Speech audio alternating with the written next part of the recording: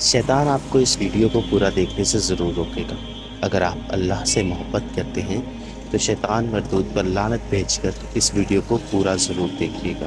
حضرت عمر کے پاس ایک شخص آیا اور آ کے کہنے لگا، اے عمر، میں 2 سال بعد اپنے گھر آیا ہوں، میں 2 سال بعد اپنے گھر آیا ہوں اور میں اپنی بیوی کو حاملہ پاتا ہوں، اور میں نے اپنی بیوی سے سوال کیا، خوشی سے اپنی بیوی کے پاس 2 سال کے بعد آیا تھا، خوشی سے، مسرت سے، لیکن اس کی حالت دیکھی، حالت حمل میں ہے تو ساری خوشی کافور ہو گئی اور دل میں غم نے جگہ لے لی کہ 2 سال تو میں آیا نہیں، یہ میری بیوی حاملہ کیسے ہے؟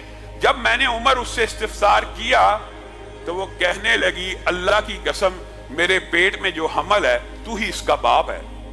اب مجھے بتلائیے، 2 سال تو میں نے اس کو چھوا نہیں، ٹچ نہیں کیا، 2 سال بعد میں سفر سے آیا ہوں، وہ حاملہ ہے اور اس بچے کی نسبت بھی میری طرف کرتی ہے، اب میں کیا کروں؟ یہ صحیح اثر کے ساتھ، صحیح سندوں کے ساتھ جو حدیث یا اثار موجود ہوتے ہیں، منکرین حدیث ان کا بھی انکار کر دیتے ہیں، اور اللہ کی حکمت بھی اتنی عظیم ہے اس باب کے اندر کہ جس حدیث کا، جس اثر کا انکار کیا جاتا ہے اس سے ملتی جلتی آیت اللہ نے قرآن پاک میں نازل کی ہوتی ہے۔ جیسے آدم کی عمر کے حوالے سے منکرین حدیث نے انکار کر دیا، 1000 برس عمر کیسے ہو سکتی ہے؟ تو قرآن پاک میں اللہ نے نوح کی عمر 950 برس بیان کر دی وغیرہ۔ یعنی جس حدیث کا انکار ہوتا ہے اس سے ملتی جلتی آیت بھی، اس سے ملتا جلتا واقعہ بھی قرآن پاک میں موجود ہوتا ہے۔ اب حضرت عمر نے مشورہ کیا اور ارادہ کیا اس عورت کو رجم کرنے کا، اور حکم دیا اس عورت کو رجم کر دیا جائے۔ کون حکم دے رہا؟ خلیفۃ المسلمین۔ کون حکم دے رہا؟ امیر المومنین۔ کون حکم دے رہا؟ حضرت عمر، جن کے علم و فضل کے دنیا کے سارے امتی قائل ہیں۔ پاس ہی معاذ ابن جبل بیٹھے ہیں، کہا عمر میں آپ کے فیصلے کو چیلنج کرتا ہوں، میں آپ کا فیصلہ نہیں مانتا، آپ اپنی اصلاح کریں۔ کون کہہ رہا ہے؟ ایک رتبے میں، مقام میں کم درجے کا صحابی اعلیٰ درجے کے صحابی کو ٹوک رہا ہے۔ وجہ کیا؟ وجہ اس کے بعد دلیل ہے۔ یہ نہیں ہے کہ میں تیرے سے بڑا عالم ہوں، سب کو پتا عمر بڑے عالم ہیں۔ جس طرح عثمان قرآن کے قاری تھے لیکن حضرت علی نے آ کے ٹوک دیا، اسی طرح یہاں پہ معاذ ابن جبل حضرت عمر کو ٹوک رہے ہیں۔ لیس لک علی ما فی بطنہا، لیس لک، اے عمر، لیس لک، آپ کے لیے نہیں ہے، علی ما فی بطنہا سبیل، آپ اس عورت کو رجم میں سزا دینا چاہتے ہیں، ٹھیک ہے، یہ ملزمہ ہے، یہ ملزمہ ہے، مجرمہ آپ کی نظر میں، آپ اس کو سزا دیں تو دیں، اس کو کس جرم کی پاداش میں آپ سنسار کر رہے ہیں؟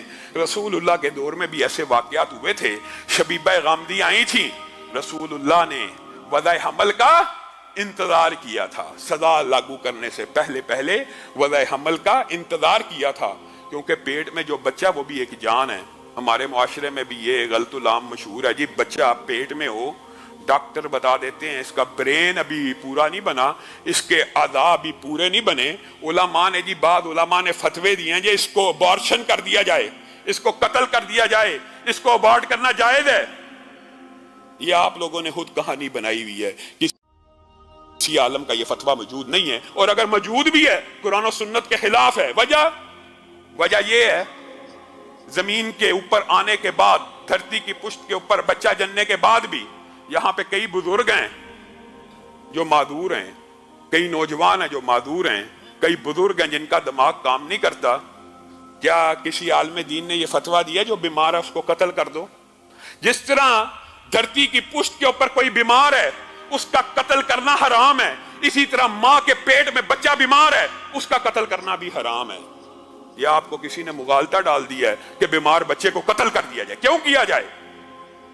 اگر بیماروں کا قتل جائز ہے تو پھر بوڑھوں کو بھی کر دو، پھر جن جن کی یاداشت چلی گئی ہے سب کو قتل کر دو، جو نوجوان معذور ہو گئے ان کو قتل کر دو۔ یہ خود ساختہ فیصلے، یہ من گڑت فیصلے، یہ قرآن و سنت کے خلاف ہیں۔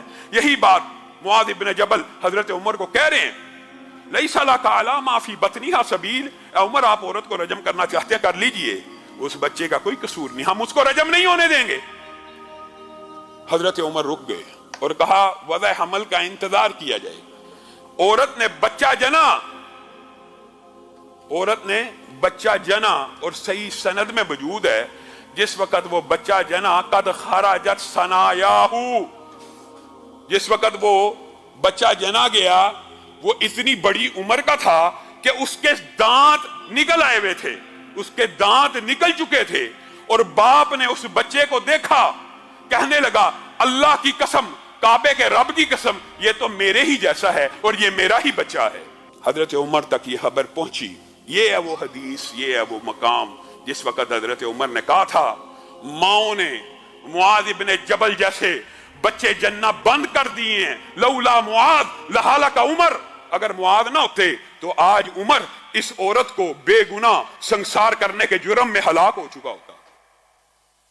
دنیا میں کون سی ہستی ہے، کون سی شخصیت ہے اگر ابو بکر کے فیصلے کو چیلنج کیا جا سکتا ہے؟ کس کی روشنی میں؟ دلیل کی، وحی کی روشنی میں۔ اگر عمر کے فیصلے کو چیلنج کیا جا سکتا ہے کس کی روشنی میں؟ یہ نہیں فلاں نے کہا ہے، فلاں نے کہا ہے، معاذ ابن جبل نے کہا تو چیلنج ہو جائے گا، عبداللہ ابن عباس نے کہا تو چیلنج ہو جائے گا، نہیں، دلیل کی روشنی میں۔ کائنات میں کوئی امتی ایسا نہیں ہے جس کے قول کو، جس کے فعل کو، جس کے عمل کو چیلنج نہ کیا جا سکے۔ ہاں، چیلنج کرنے کے لیے دلیل ہونا ضروری ہے، اور دلیل اسلام میں وحی ہے، اور وحی کی دو ہی قسمیں ہیں، ایک اللہ کی آیت قرآن ہے اور دوسرا مدینے والے کا فرمان ہے۔ بس بات ختم، کلیئر، واضح بات ہے۔